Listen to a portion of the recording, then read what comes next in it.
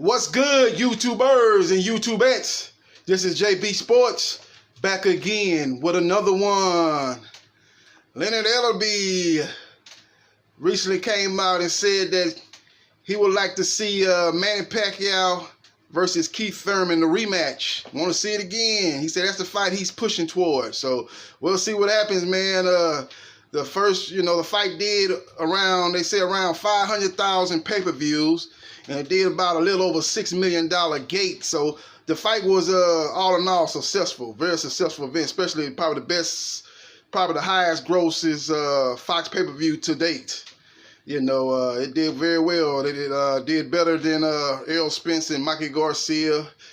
And it did very well, man. It did better than Wild and Fury on Showtime. So so obviously they probably feel in a rematch, given that the first fight was very exciting and very close, very competitive, man. I had the first fight 6 rounds to 6, and with the knockdown, I had Pacquiao winning 114-113. I didn't have a wider score as a lot of these other people that I heard. Some people had to fight. Like I had a lot of people on that, a lot of analysts and boxing pundits had a lot of wide margins in the fight, of 116 to 111. I heard one guy had it. I think Dan Raphael from ESPN, he had Pacquiao winning about 3 or 4 rounds too. So a lot of boxing pundits and analysts had Pacquiao winning by a wide margin, but then I had it very close, and I was more in line with how the judges had it. They had it at a split decision. I think one of them had Pacquiao winning one. I think 2 of them had Pacquiao winning 115 to 112, and the other one had him 114, 113 for Thurman. So it was very close and very competitive fight, man. But that sounded about right. Anywhere between 115 to 112 to 114 to 113 for Pacquiao, or even going to Thurman is pretty much what I see in that fight. It was a lot of very close rounds, man. That could have went either way. But I just thought the guy that had landed the hardest shots throughout the fight, and the guy that was able to hurt his opponent more and do more damage was Pacquiao with the body shot. And hitting him with the left hand that blooded his nose, and then the left hand in the first round to end up dropping Thurman. Even though a lot of people said he stepped on Thurman's feet, they never showed an angle of Thurman's feet and Pacquiao stepped on his feet. So it looked like the way he fell down, it looked like he might have been tripped, but never had a camera angle that showed the 2 guys' feet. Which would have gave us, information on if he did step on his feet. But it was a good, entertaining fight. But it's not a fight I really want to see next. I would like to see Pacquiao fight the winner of Errol Spence and Sean Showtime Porter. I like to see the welterweight division advance and move toward unification. And hopefully the winner of that fight Terrence Crawford.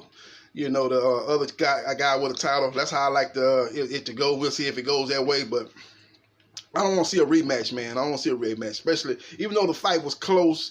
It's too much other business to handle in the welterweight division. You can always revisit a Pacquiao-Thurman rematch. You can revisit that down the line. That could be Pacquiao's farewell fight or something like that. You can always revisit that. But it's business to handle at the welterweight division. It's unification matches that need to be set up, as we got one coming up on September 28th between Errol Spence and Sean Porter, and that's gonna one guy's gonna come away from that fight with 2 belts, and then let that one fight Pacquiao, who has the other major belt, the WBA belt, and let them fight. One of that have 3 belts, and then they have one more belt to fight Terrence Crawford. Then you got undisputed welterweight champion, and that's what I like to see. So we'll see what happens, man. But Leonard Ellerbee is pushing that, but I don't know how much clout, how much influence he has as far as decision making by Manny Pacquiao and his team. I would assume very little, because he basically was like Mayweather, was promoting the fight, but Manny Pacquiao along with Al Heyman are going to be the one that's going to make that decision. He's going to sit down with his team and with Al Heyman, and they'll come to a opponent. He already indicated that he probably will be at the Sean Porter Errol Spence fight in L.A.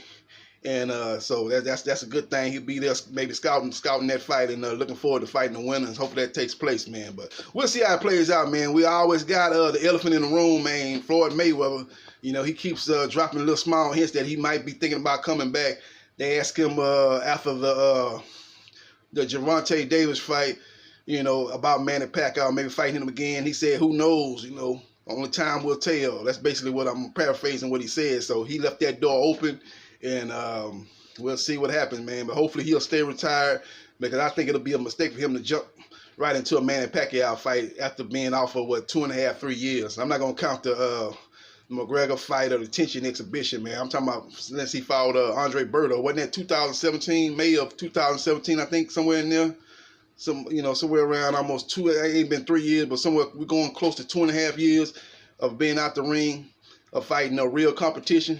I think that'll be, even with Floyd Mayweather's skills, and they say he stay in the gym, he stays sparring, he's in good shape, but for him to jump in the ring fighting Manny Pacquiao, who's been active, just got through beating an undefeated world champion, and Keith Thurman, I think that'll be asking too much. I think he'll be, if he wants to come back and fight Pacquiao, I think he would be advised to take a tune-up, and then after that, then fight Pacquiao. But we'll see how that plays out, man. But again, I would hopefully he stay retired, and we get Pacquiao versus Sean Showtime Porter, Errol Spence Jr. winner. So that's how we'll go. We'll see how it transpires. But Leonard Ellerbee has weighed in, and he says he wants to make Pacquiao-Thurman 2. It's a good thing that that's just what he like to make. Like I said, you listen to what Pacquiao said after the Thurman fight. He said he's gonna sit down with his team. He said he's gonna go to the Errol Spence fight with Sean Porter.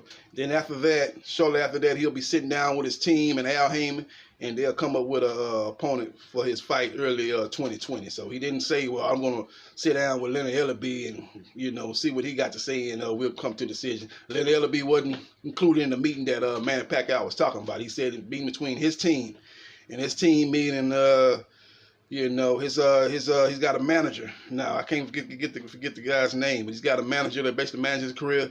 Freddie Roach will probably have an input in that, and Al Heyman. Those will be the key figures at that meeting. So he didn't mention Leonard Ellerbee being at that meeting. Leonard Ellerbee will come in after they come with an opponent. Then once they get the, setting up the location and where the fight takes place, that's when Leonard Ellerbee will come in, and he'll probably be promoting that fight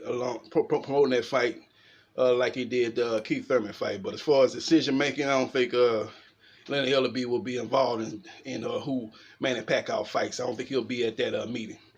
So that's my 2 cents on it, man. We'll see how it plays out in the coming months, man. And like I said, hopefully we'll have a fight that advances us toward unification at 147. This is JB Sports, the man, the myth, the legend. I holla.